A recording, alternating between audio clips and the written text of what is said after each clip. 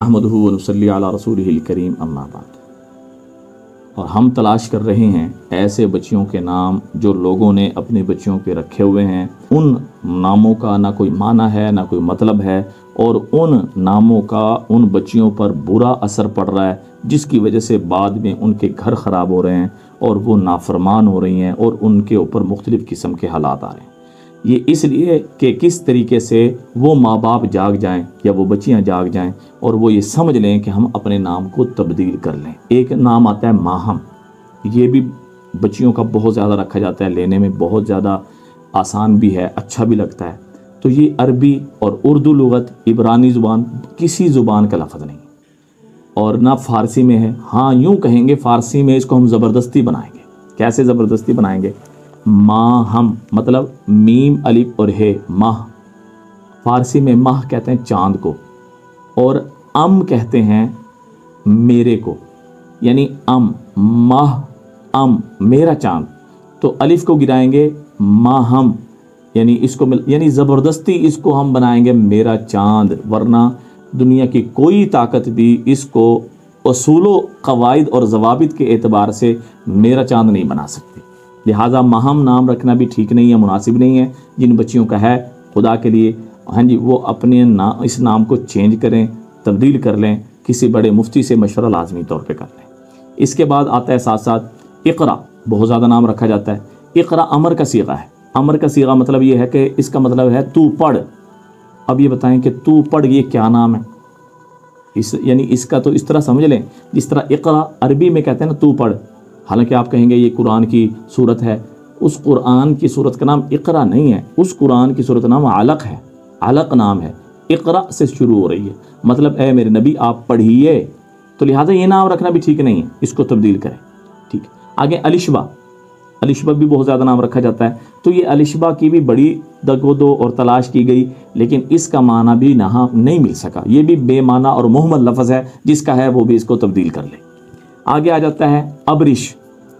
अबरिश का माना क्या है? मतलब सुर्ख और काले दाने जिस्म पर निकलना, सुर्ख और काले दानों वाला होना, अबरिश।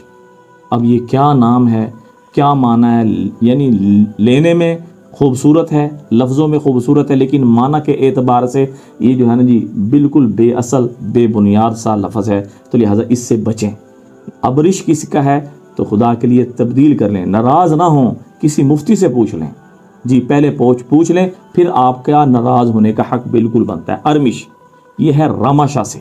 रामाशा, इसका अरमिश रामाशा, इसका क्या तर्जुमा बनता है? इसका बनता है कि आँखें सुर्ख हो जाना और आँखों से पानी का बह जाना और गंदगी आँखों में आने की वजह से आँखों को चिमक जाना, ये है अरमिश। तो अरमिश भी आजकल बहुत ज़्यादा रखा जा रहा है, तो इसलिए इस नाम को भी तब्दील कर लिया जाए। ये भी बिल्कुल गलत माना है, बेबुनियाद माना है। इसको तब्दील करने में आपके लिए आफ़ियत है, बच्चियों के लिए बाद वाली ज़िंदगी के लिए बड़ी सुकून और इत्मीनान है। और एक नाम रखा जाता है हुरैन। अब देखें, हुरैन का जो तलफ़ुज़ है ये बता रहा है कि ये तस्निया है, लेकिन लफ्ज़ हूर जो है ये ख़ुद जमा है। जमा की तस्निया हो ही नहीं सकती।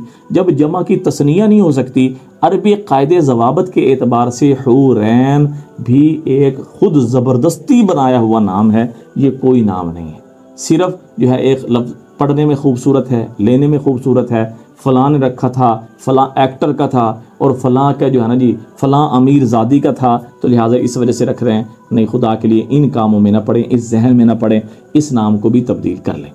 आगे आ जाता है मीरब।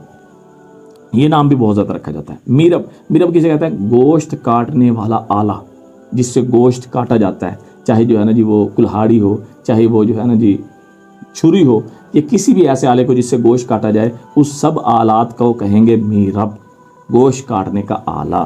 तो लिहाजा ये नाम भी ना रखा जाए। अच्छा, एक नाम रखा जाता है इरहा। इरहा असल में जमा है रहा की। रहा कहते हैं चक्की को, यानी इसके अंदर घूमने वाला माना पाया जाता है। अब इसका ज़ात में असर क्या होगा कि जिसका इरहा माना होगा वो ख़ुद अपने आप को भी घूमेगी और दूसरों को भी घुमाएगी। तो इस वजह से जिसका नाम है इरहा या मिरहा, तो ये अपने नामों को तब्दील करें। जिसका नाम है इरहा, ये अपने नाम को तब्दील करे। اس سے کوئی اچھا سا نام جو صحابیات کا ہے، جیسے میں نے آپ کے سامنے پہلے عرض کر دیے ہیں، ان کو آپ اگر تلاش کریں تو آپ کو مل جائے گا۔